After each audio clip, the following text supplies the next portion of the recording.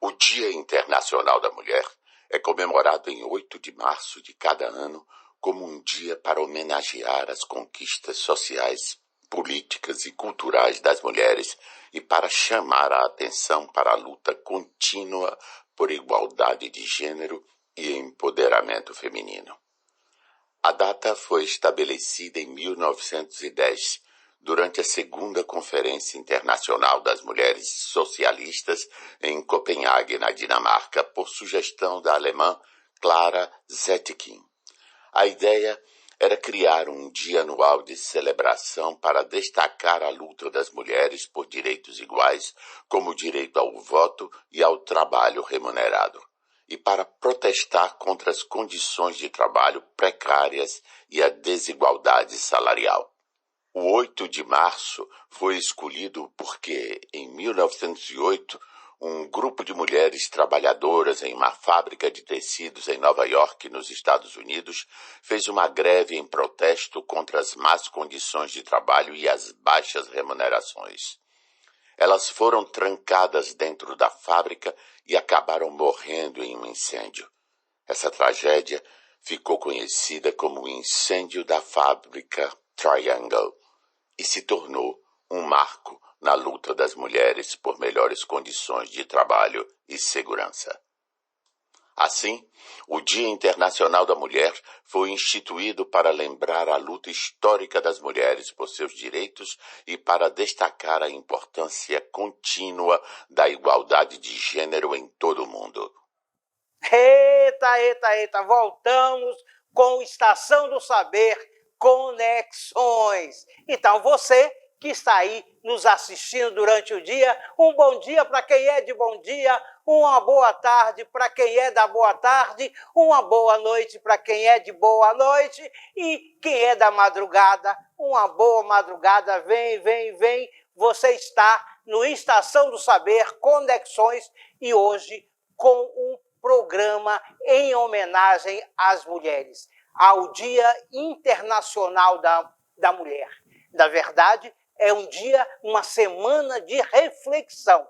Então, é um programa onde nós vamos refletir conceitos, preconceitos, ações da mulher na sociedade brasileira e no mundo. Então, você está no Mulheres Conectadas e Empoderadas.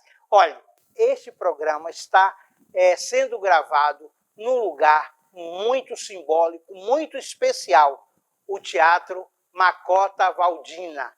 Você sabe quem foi, não é?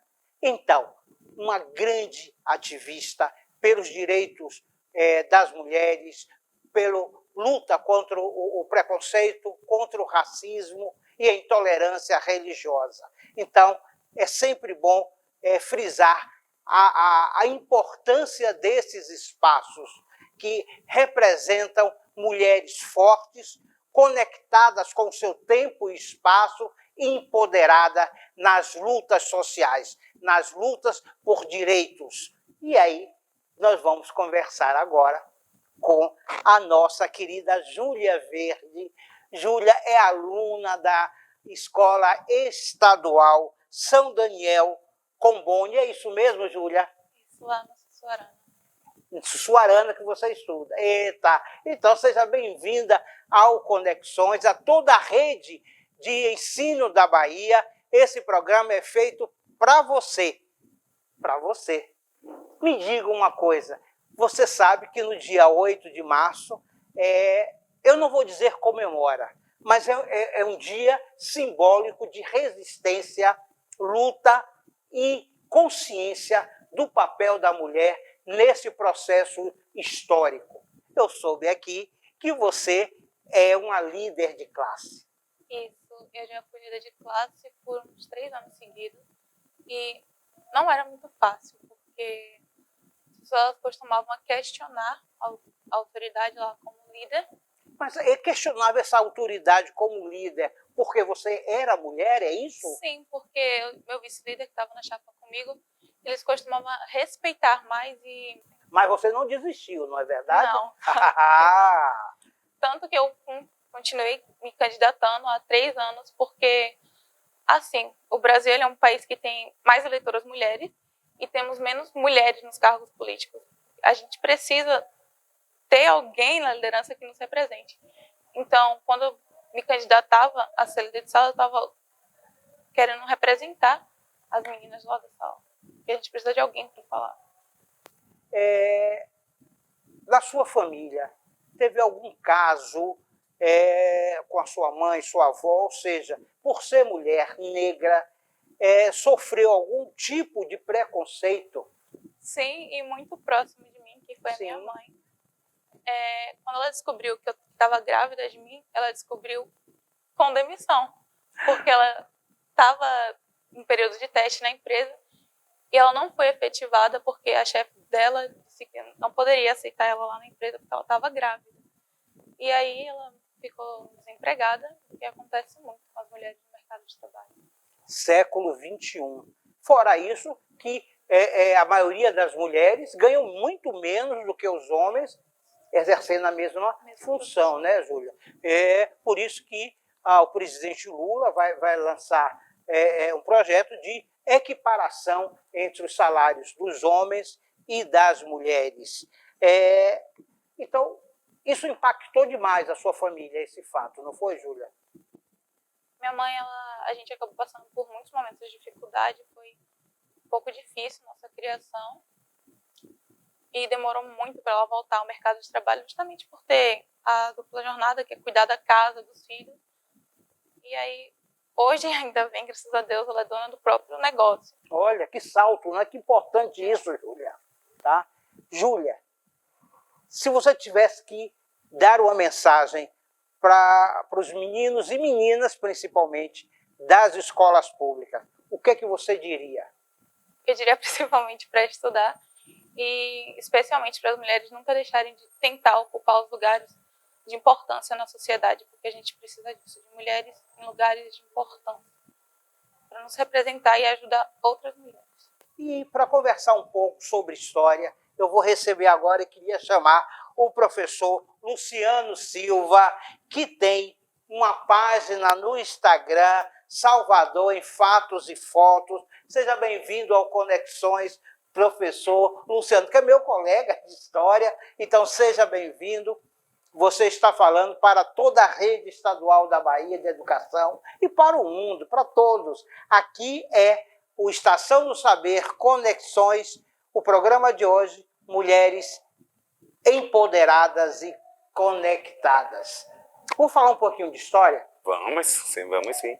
8 de março. Dia 8 de março de 1857, há um incêndio na fábrica têxtil em Nova York, onde as mulheres que estavam reivindicando melhores salários, reivindicando melhores condições de trabalho e de vida também, né, de qualidade de vida, já naquela época, há um incêndio de forma proposital, né, e que só depois foi descoberto que foi de forma proposital e que essas mulheres morreram. E aí a ONU, né, já na década de 70, olha quanto tempo, né, um lapso de tempo para dar esse reconhecimento e dar essa condição do Dia Internacional da Mulher em homenagem a essas mulheres que lutaram ainda no século XIX. Então há um propósito, né, e uma condição de nunca se esquecer o fator principal, né, do dia dedicado às mulheres. O neocolonialismo, o neoliberalismo, o capitalismo industrial, que nós estamos falando neste momento, ele traduz essa visão conjuntural do preconceito ao trabalho feminino, né? Nós temos relatos, inclusive, na Inglaterra, que maridos aprisionavam as mulheres, né? Nas suas mesas, cadeiras, para elas não poderem ir trabalhar. Como o trabalho, a mão de obra feminina era mais barata, então havia, nesse instante, um movimento muito grande de demissão do trabalho masculino. E aí aviltando o trabalho feminino.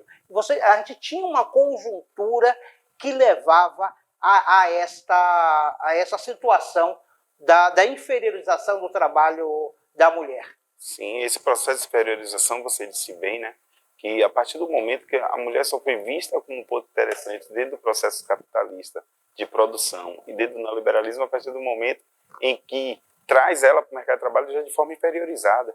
trazendo essa condição de deixá-la no meio profissional, no meio de produção, mas de maneira inferiorizada e de uma maneira que ela não pudesse se desenvolver.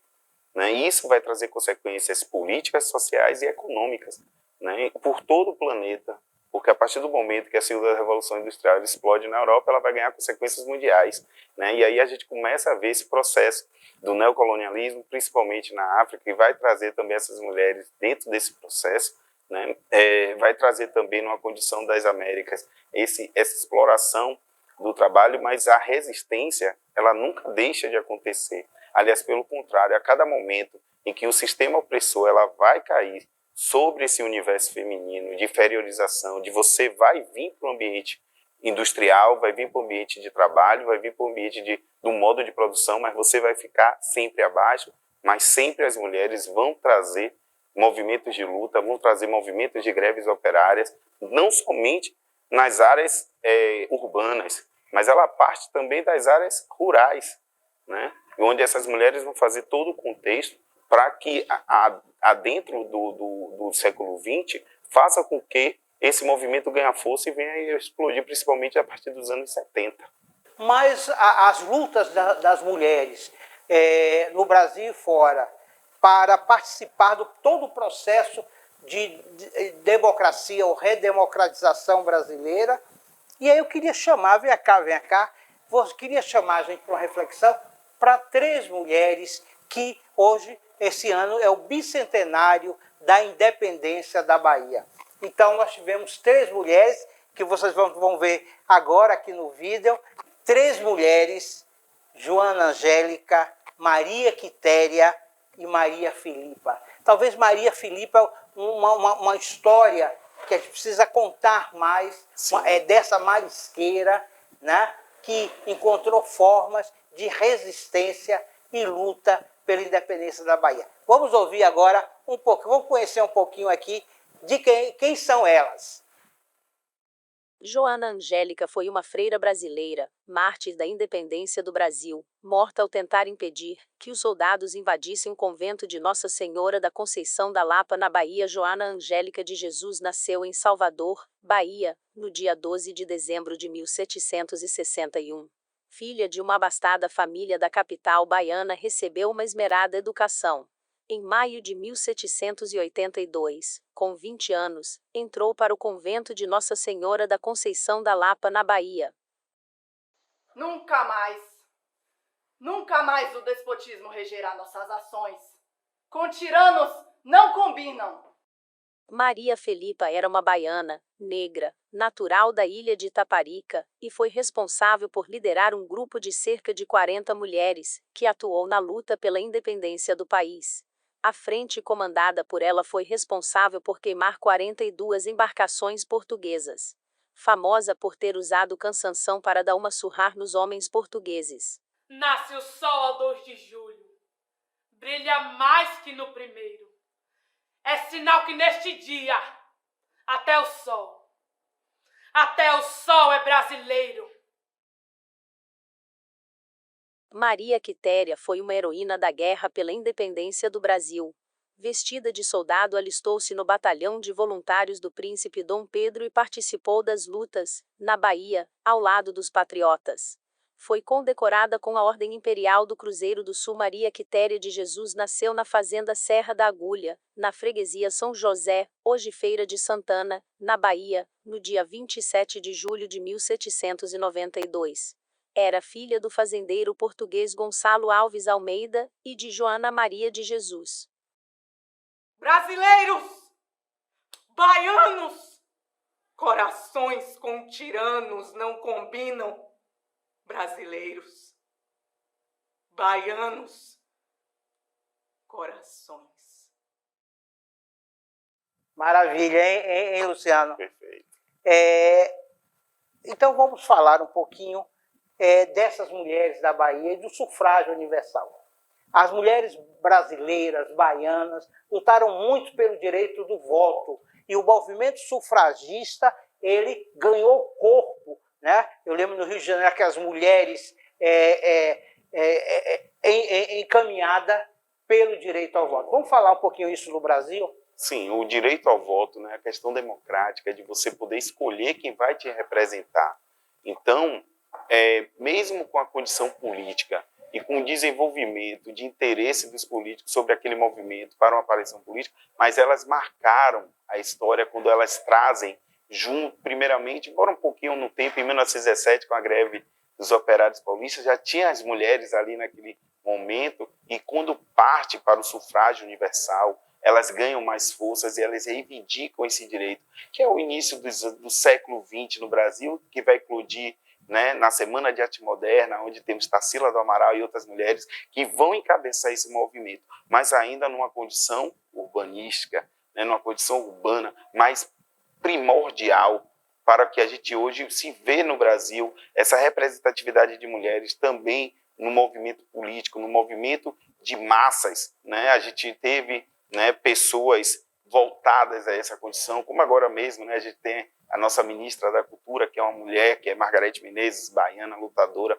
Temos também agora a Maria Marighella na Funarte. Então é essa representatividade. E de lembrar que, apesar do movimento urbano do Sudeste, mas esse movimento de massa feminina já parte desde dos conceitos históricos da Bahia, como você citou, Maria Filipa, como você citou, as heroínas, né, da nossa independência, como também as mulheres que lutaram na Revolta dos Malês e entre outras que tiveram, né, participação crucial na história do nosso país. Então o sufrágio é o primeiro momento de eclosão urbana, a partir do momento que ela tem a contestação e elas ganham o direito ao voto. E não é só ganhar o direito ao voto e não ser apenas um papel representativo, e sim ter participação política na vida social brasileira e econômica também. É a partir desse momento.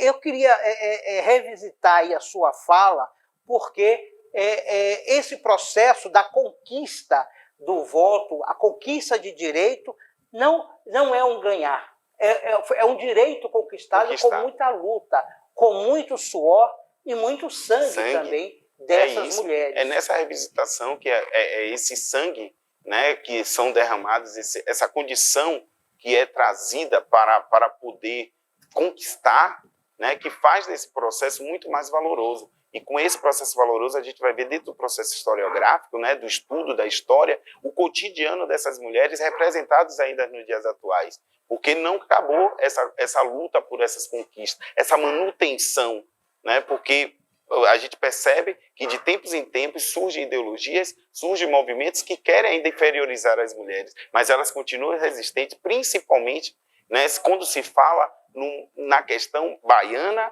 e ainda na questão soteropolitana desse movimento de massa e de resistência que vai continuar ainda a luta, né, para se conquistar ainda mais direitos para essas mulheres.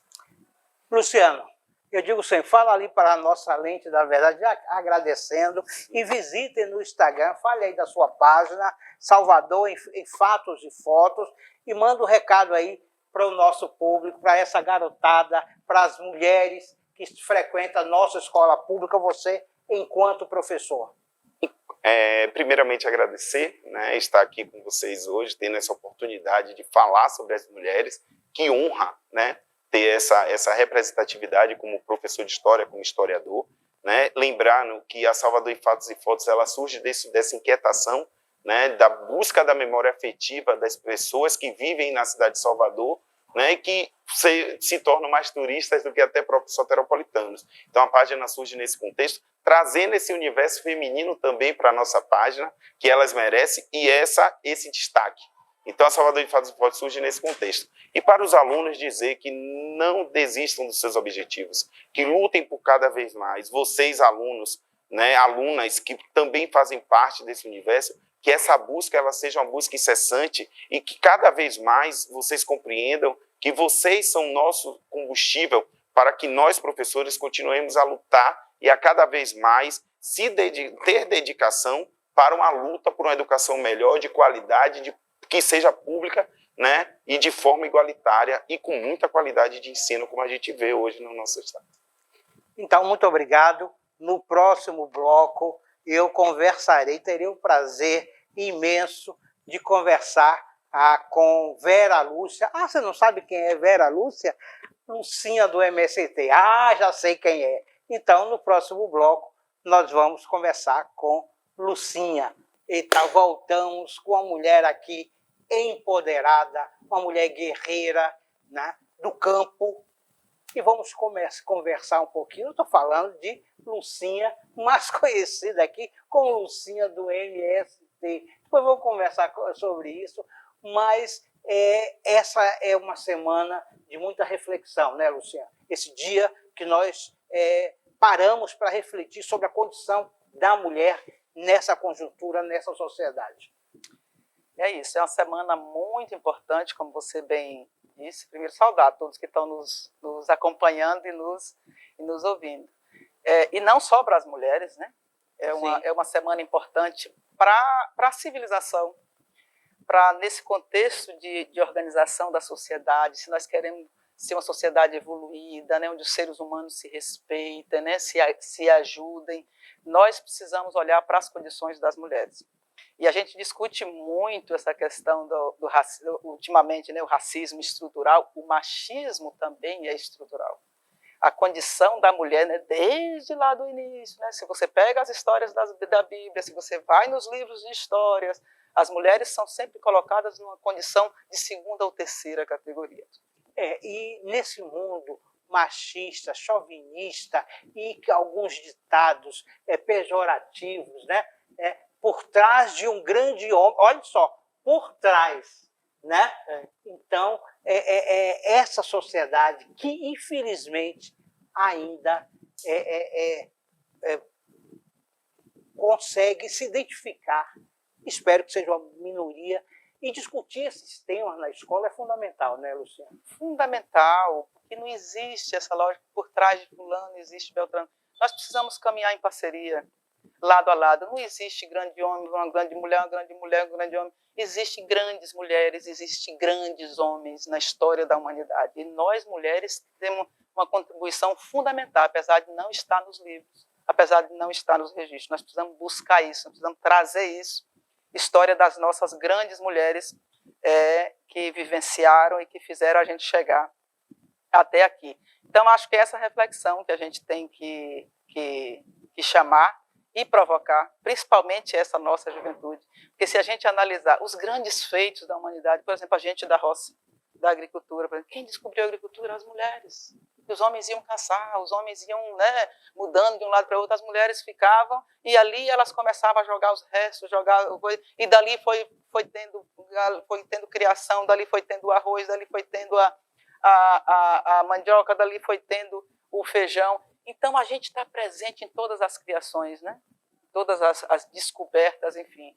Então, a gente precisa primar e festejar sobre tudo isso, mas, sobretudo, também demonstrar que nós somos seres importantíssimos nessa construção dessa civilização. Eu queria falar agora, eu vou olhar bem para a câmera e você falar para ali, Lucinha, uma mulher empoderada, uma mulher guerreira. Primeiro, como é que está a sua história nesse processo? Como é a história de Lucinha? E onde você está hoje, nesse processo de luta? Então, Lucinha do MST, eu já tenho 50, vou fazer 50 anos agora, 28 de julho. E comecei a minha participação política no início do MST, aqui no estado da Bahia. O MST começa aqui no estado da Bahia em 87, setembro de 87, com a primeira ocupação lá no município de Alcobaça, e eu entro no MST em março de 88. E aí eu tinha o quê? Tinha entre 15 e 16 anos, ia fazer 16 anos. E daí para cá foi essa minha formação política, que eu sempre digo que é um complemento da formação.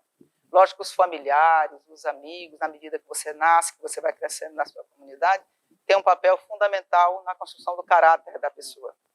Mas a organização política que você faz parte, né, a comunidade, o jeito de se organizar, isso é determinante para a pessoa ser o que é na sua formação política. E essa sou eu, né, fruto desse processo da organização da luta do campo através do MST e através do Partido dos Trabalhadores. Então, sou assentada no projeto de reforma agrária, minha família, meu pai, minha mãe é falecida, mas meu pai ainda vive lá no município de Eunápolis.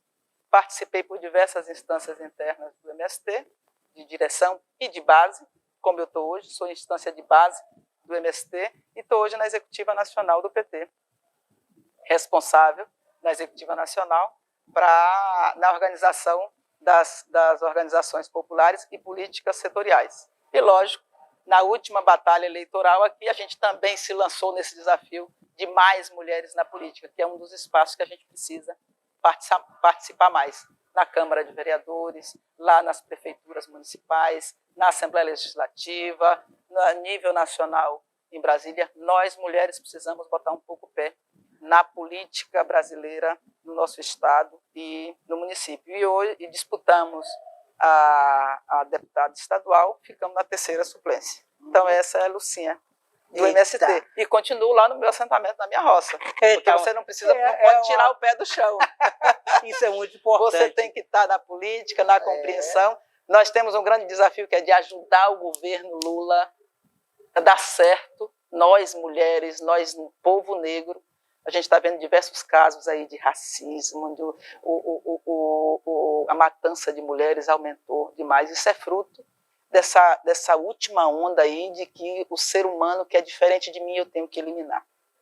Né? Então, esses próximos passos, esses próximos 4 anos, nós vamos precisar ajudar o conjunto da sociedade a vencer essa ideia do ódio, né?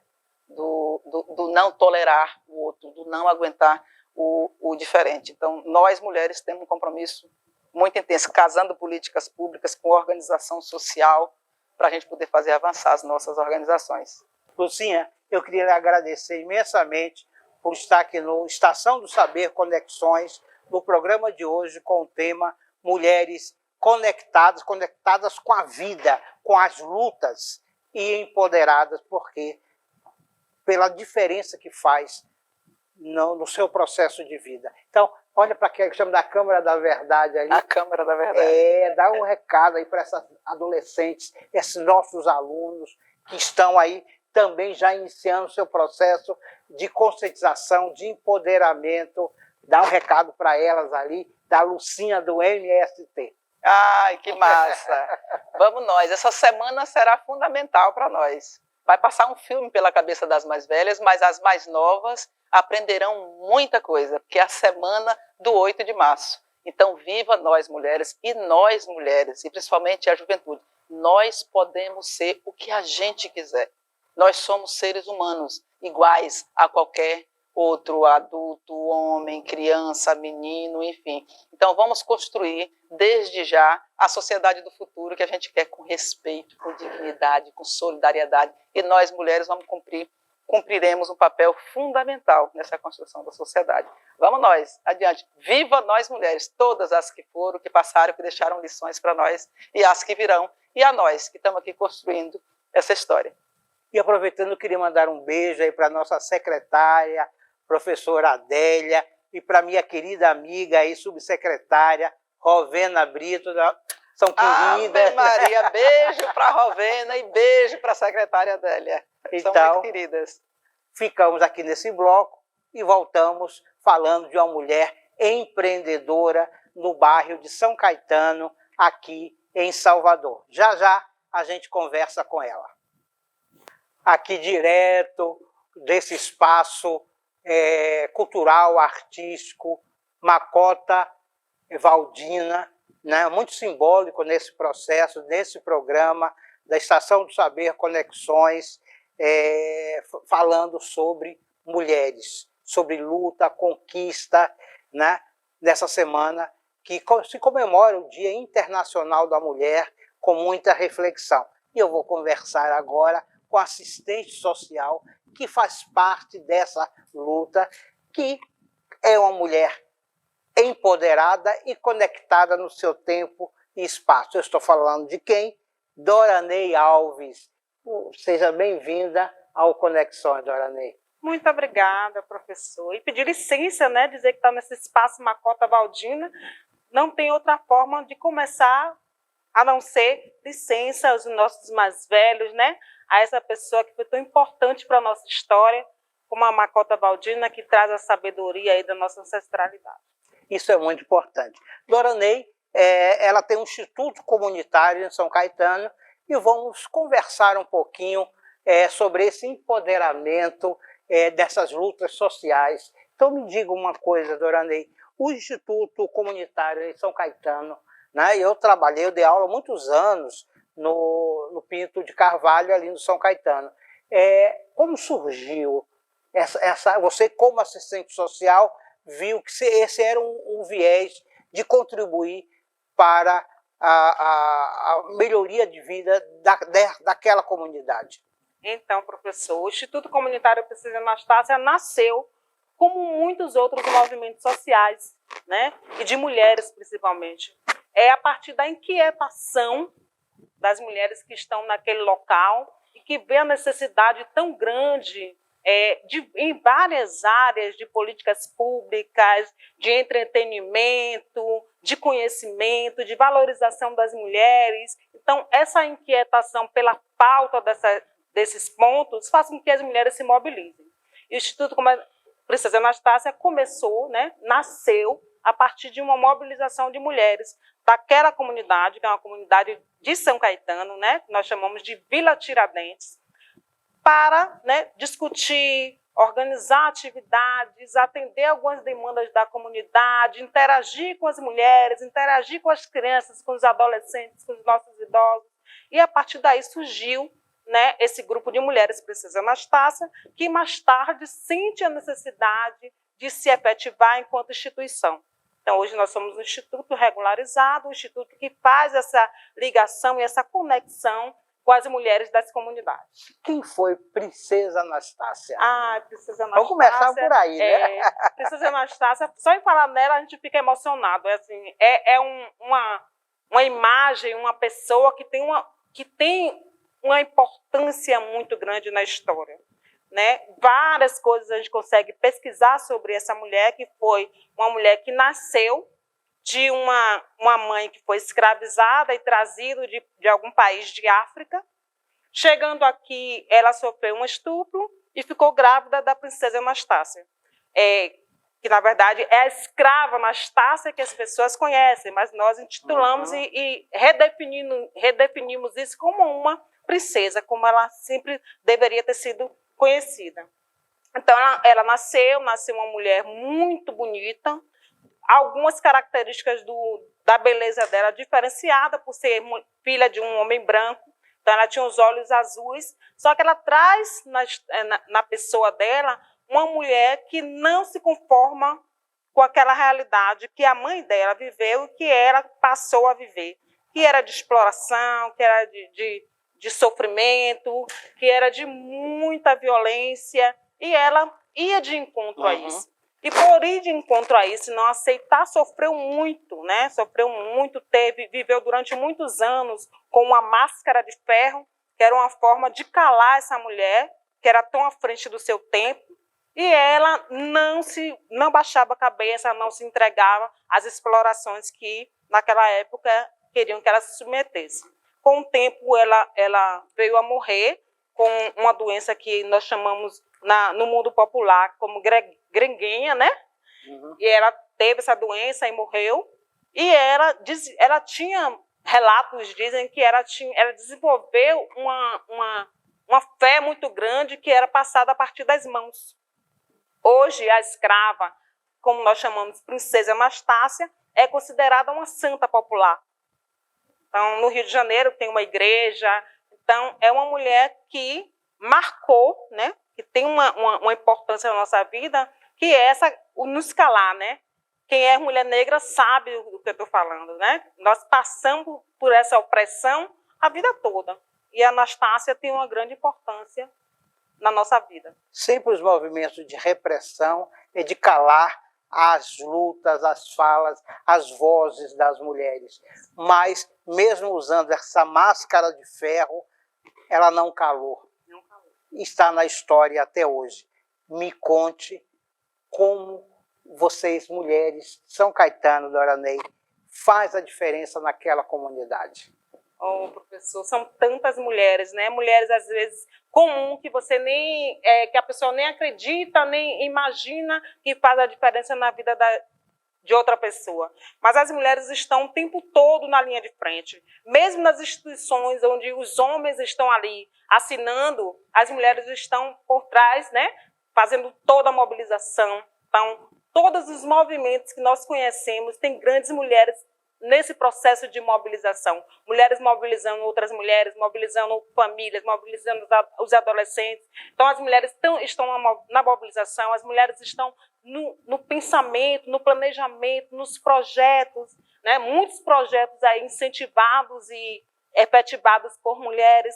Nós temos as mulheres nas cozinhas fazendo as comidas de nossos projetos, né? Fazendo lanche. Os quitutes, os quitutes, as sopas, né? Então, nós temos as mulheres em todos os lugares aí desse papel social que nós ocupamos, que é o trabalho social nas comunidades. 2023.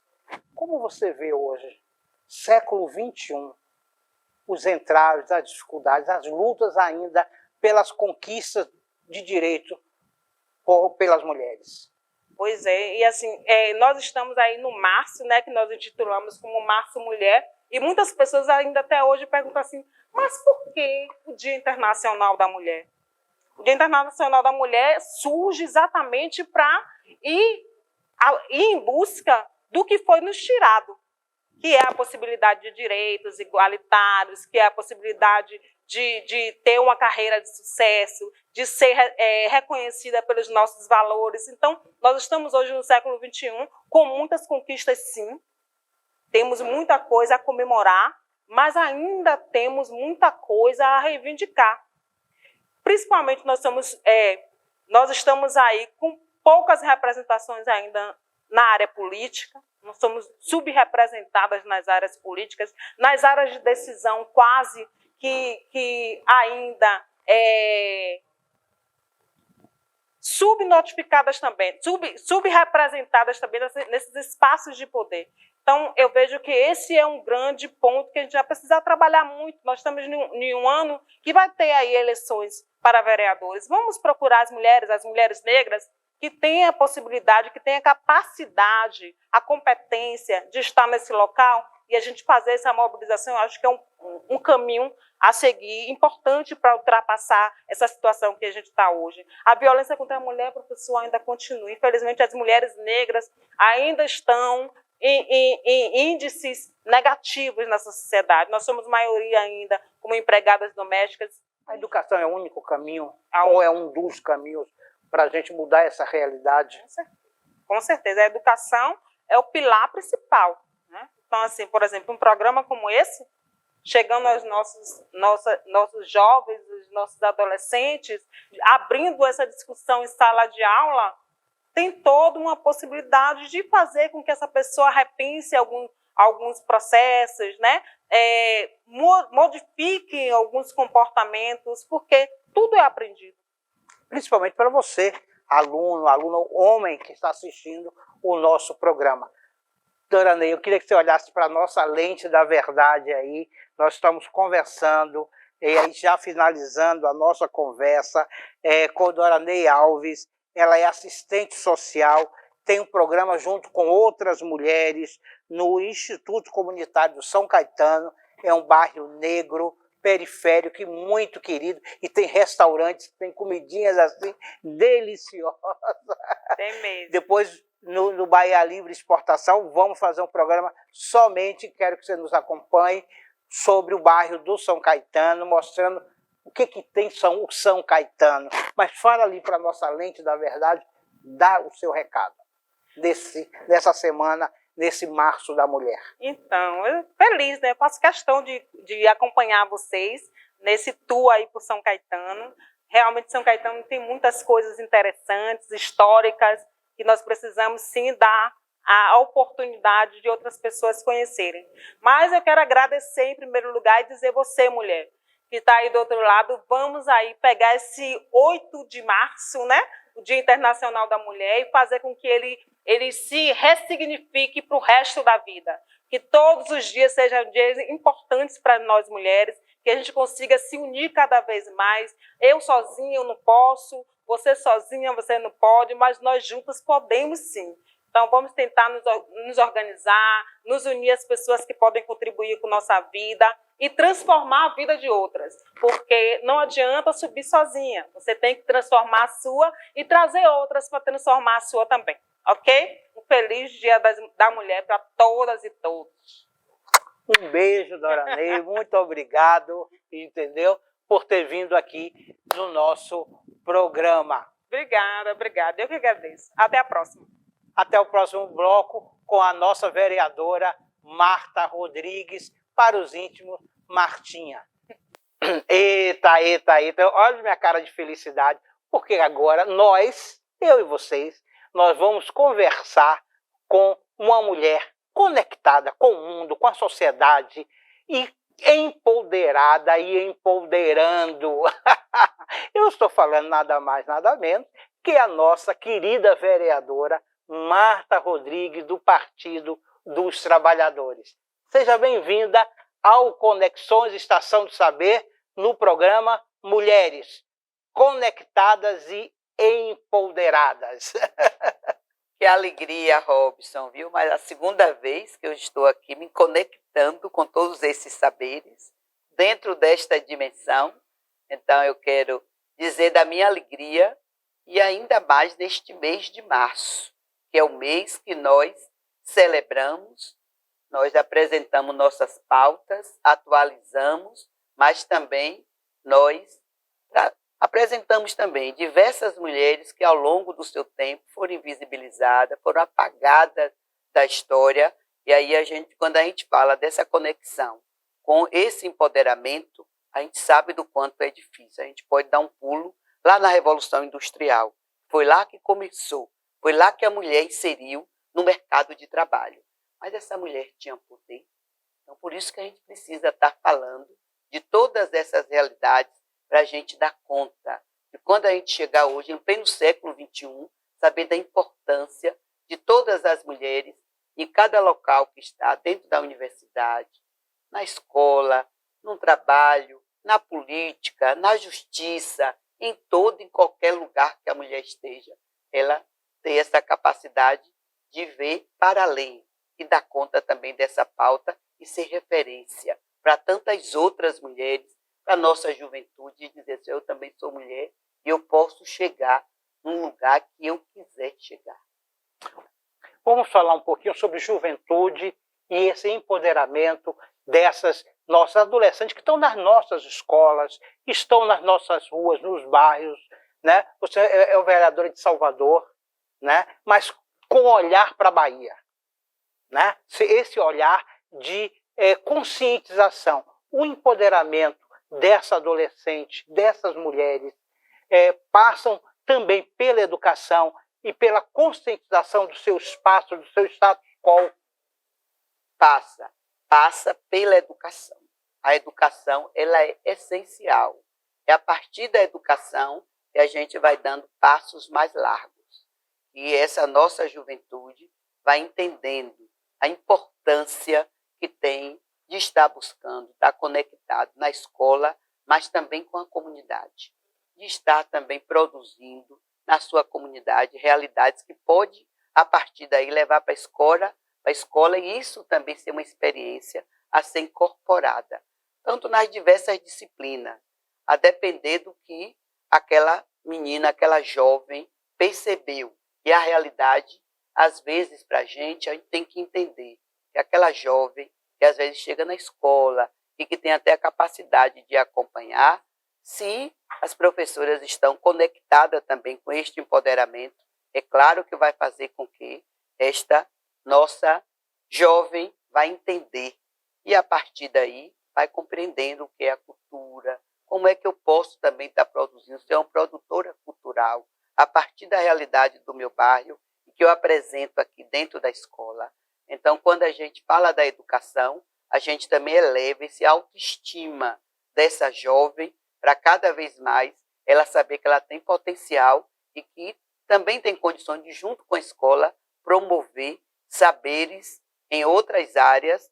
Isso a gente fala, e essa nossa Bahia, ela é diversa, ela é rica, tem um potencial que as nossas meninas, as nossas jovens têm condições de nos pautar e de estar pautando o poder público, pautando a Secretaria de Educação, apresentando também o que é que eu tenho de experiência, o que é que a gente pode formar um grupo aqui de meninas. Então, nesse mês de março, Essas possibilidades existem.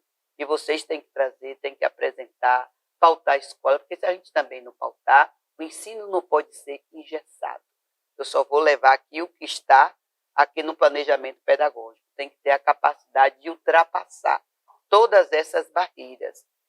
Eu estou conversando e já finalizando o nosso papo sobre essa semana, esse mês que a gente, não só de reflexão.